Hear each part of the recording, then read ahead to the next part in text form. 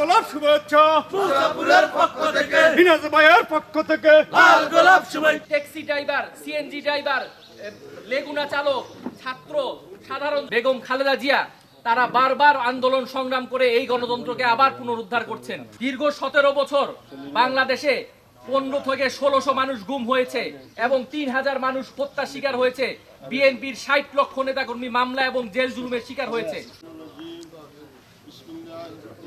স্বার্থের কথা ভুলে গিয়ে ঐক্য আমরা জনাব ফজলুর রহমান আবেদ সংগ্রামী ভাইরা, তারেক রহমানের সাথে আমার সর্বশেষ মিটিং এর পরে সুতরাং আপনাদেরকে বলবো আরম্ভ করেছি, বিগত 17 করেছি। আমরা একজন নাগরিক একজন ডাক্তারের অধীনস্থ থাকবে।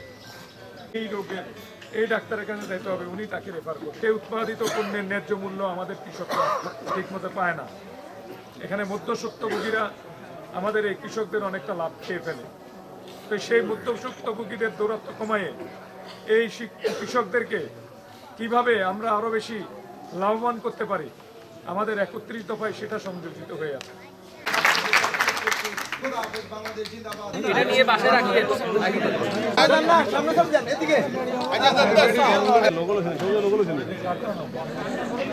এই ধরুন এই